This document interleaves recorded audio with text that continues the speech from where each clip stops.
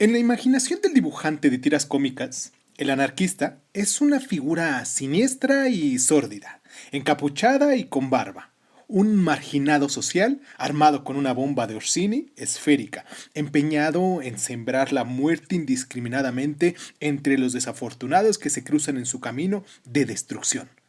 Aunque algunos ataques anarquistas en el pasado sí sirvieron para justificar la caricatura, ningún otro conjunto de opiniones políticas ha sido objeto de mayor confusión e incomprensión que las del anarquismo. Hoy, siendo 11 de septiembre, Sabaton 11 de septiembre, vamos a hablar sobre el anarquismo.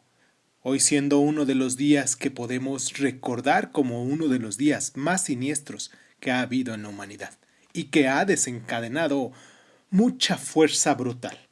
Hoy es día de las antiguas Torres Gemelas, esa destrucción que movió el mundo entero. Vamos a empezar con nuestro programa hoy de anarquismo. Espero que se encuentren muy bien y pues comenzamos, ¿no? Cierra los ojos, cierra los ojos, cierra los ojos, cierra los ojos. Si escuchas que alguien se acerca, no temas. Todo estará bien.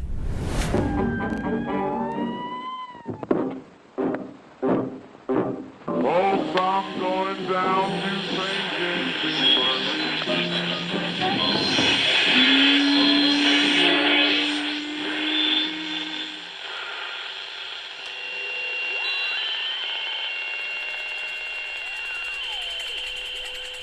Estás escuchando Crónica Lunares, el lugar del mundo donde entra por tus oídos. Bienvenido. El objetivo del anarquismo es, lógicamente, la realización o establecimiento de la anarquía. Pero, ¿qué se quiere decir con esto? Hasta el siglo XIX la palabra se utilizaba casi exclusivamente en un sentido peyorativo, como un término de desaprobación o insulto político. Por ejemplo, en la Revolución Francesa se aplicó a un grupo de radicales extremistas denominados los Erangels, acusados por sus rivales de promover una larga serie de calamidades sociales que incluía la desatención al gobierno y la moralidad pública, el incumplimiento de la ley y el robo de la propiedad. Aunque este sentido marcadamente negativo está muy arraigado, no es el único que tiene la palabra. Derivada del griego sin autoridad o sin gobierno, anarquía, también posee un sentido neutral, el de ausencia de gobierno o autoridad. Destacados anarquistas se deleitaron en la ambigüedad y en la aparente paradójica consecuente, y así, conscientemente o no, reforzaron el estereotipo. La imagen popular no hace justicia a una corriente del pensamiento político que defiende una percepción optimista y comprenda del potencial humano y que sigue influyendo en la política moderna. Vamos a hacer esta pequeña pausa ahora en nuestro programa de aquí de Crónicas Lunares para recordarles nuestras redes sociales y nos pueden encontrar en Facebook, en Instagram como Crónicas Lunares Dizun. Creo que en Instagram es crónicaslunares.sun. Lo he estado diciendo mal estos últimos programas, pero sí es crónicaslunares.sun en Instagram y en Facebook Crónicas Lunares Dizun. Ahí sí nos pueden encontrar bien. Nos pueden dejar sus mensajitos y recuerden que estamos en Anchor, en Breaker, en Google Podcast, en Apple Podcast, en Overcast, en Radio Republic, en Spotify, en TuneIn, en SoundCloud, en Patreon. También se pueden dar una vuelta para saber qué es lo que hacemos y cómo lo hacemos. Y recientemente en nuestro canal de YouTube, pues nos encuentran también como Crónicas Lunares Dizun. Vamos a hacer esta pausa y continuamos con nuestro programa.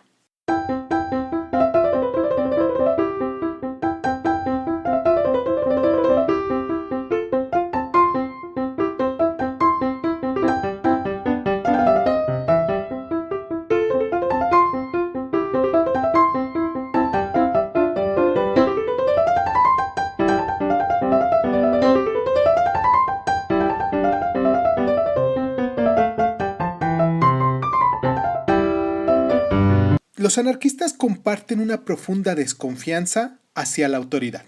Cuestionan que nadie puede ejercer legítimamente el poder sobre otro, y su objetivo es la liberación de todas las formas de coerción y control. Creen que el poder institucionalizado, encarnado en la maquinaria opresiva del Estado, se ejerce en provecho de aquellos que lo poseen y sirven para explotar a los demás.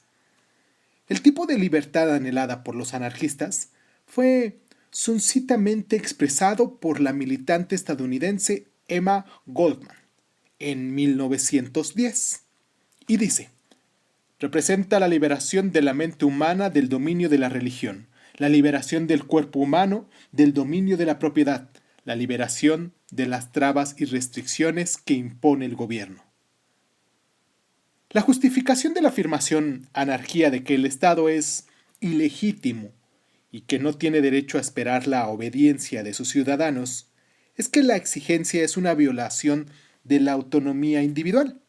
Las personas son razonables y capaces de gestionar sus asuntos juntas de una manera productiva y pacífica, sin la amenaza de la coerción del Estado, dándole la vuelta a la conocida aseveración de que se necesita el poder del Estado para poner freno a los instintos violentos y egoístas de la gente. El anarquista afirma que las personas son naturalmente buenas y que esta bondad humana innata es subvertida y corrompida por la injusticia inherente de las estructuras jerárquicas del poder del Estado. La anarquía, por lo tanto, no conduce al caos, sino a una especie de orden natural y espontáneo.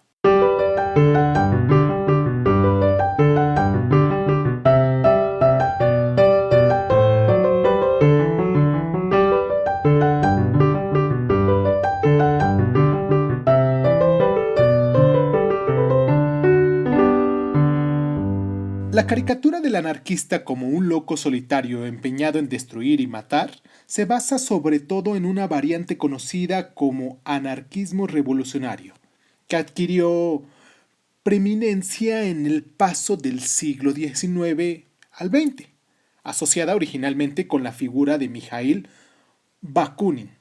Esta doctrina sostenía que el impacto del Estado sobre sus ciudadanos es tan dañino que justifica su eliminación por cualquier medio, incluida la violencia.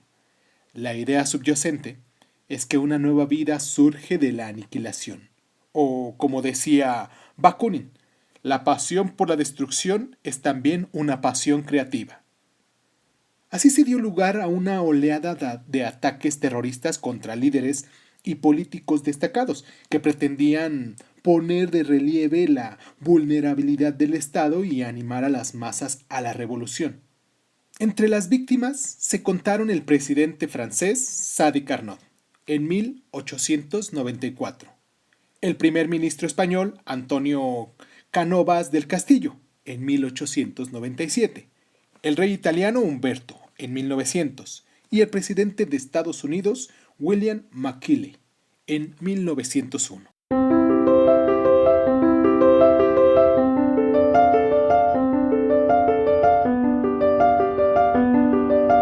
Se suele atribuir la primera teorización plenamente desarrollada del anarquismo, aunque no utilizó la palabra, al inglés William Goldwyn, marido de Mary Wollstonecraft y padre de Mary Shelley, y que a la vez era un radical y un individualista. En Investigación acerca de la justicia, un libro que escribió en 1793, Goldwyn parte de la premisa de que la perfectividad es uno de los rasgos más inequívocos de la especie humana. Esboza una sociedad ideal en la que la gente vive armoniosamente en pequeñas comunidades autónomas, hombres y mujeres, que se asocian en términos igualitarios y trabajan juntos por el interés común, sin la influencia corruptora de las leyes e instituciones impuestas por la máquina brutal del gobierno. La visión comunitaria de Goldwyn, de una sociedad descentralizada, dejó una significativa huella en la figura más influyente en la historia del anarquismo, el teórico francés Pierre-Joseph Proudhon, el primero en calificarse a sí mismo como anarquista. Proudhon utiliza reiteradamente la paradoja implícita en sus concepciones. contrastando provocativamente la anarquía ordenada que imagina el orden social existente, la unidad y centralización, de que el hecho no es más que caos y que sirve de fundamento para una tiranía interminable. Aunque firme amigo del orden, se queja, soy el más pleno, en sentido del término, un anarquista. La reputación de Proudhon se debe en gran medida a su primer libro, ¿Qué es la propiedad?, escrito en 1840, y a la respuesta que dio a tal pregunta. La propiedad es un robo. Sin embargo, no defendía el comunismo. Así como Goldwyn, había condenado la propiedad acumulada como fuente de explotación. Proudhon ataca los derechos de propiedad que permiten a los terratenientes explotar a sus arrendatarios sacando provecho de su trabajo en forma de alquiler, pero no se oponía a la posesión personal de los medios de producción. Consideraba un derecho básico de que la persona libre tiene acceso a las herramientas y a la tierra necesaria para ganarse dignamente la vida. El acuerdo social propuesto por Proudhon, conocido como mutualismo, era esencialmente un sistema federal de pequeñas asociaciones autónomas de trabajadores y productores que participaban en un intercambio libre y justo de bienes. El sistema se basaba en el provecho mutuo y en el principio de la necesidad, no del beneficio económico.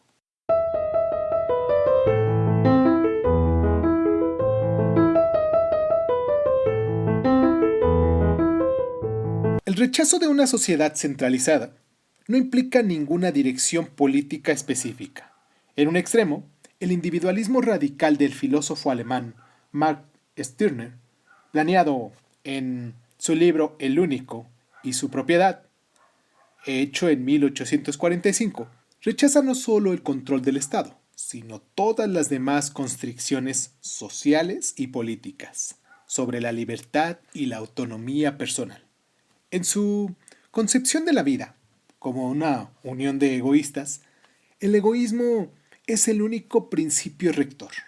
En otro extremo, el comunitarismo no violento de Proudhon se endureció en la siguiente generación para dar lugar al colectivismo a gran escala de su seguidor ruso Mikhail Bakunin, un activista revolucionario partidario del derrocamiento del Estado por medios violentos, y más adelante al anarcocomunista defendido por otro ruso, Piotr Kropotkin.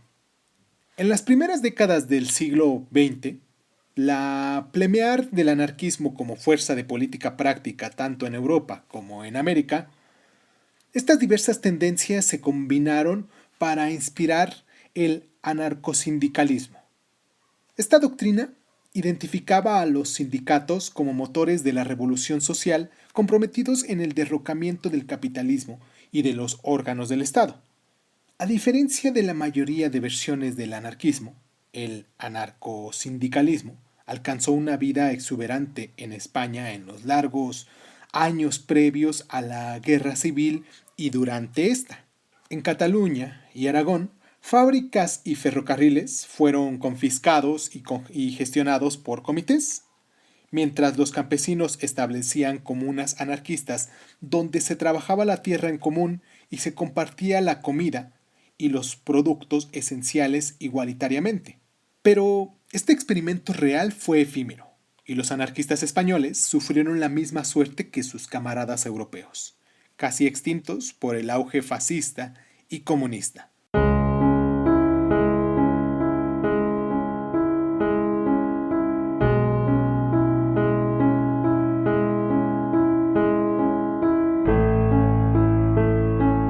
Rechazamos toda legislación y autoridad oficial, legal, privilegiada y sancionada por la autoridad, convencidos de que solo sirve para el beneficio de una minoría dominante y explotadora, y va contra los intereses de la inmensa mayoría esclavizada. Mikhail Bakunin. En síntesis, para terminar nuestro programa el día de hoy, vamos a decir que el orden a partir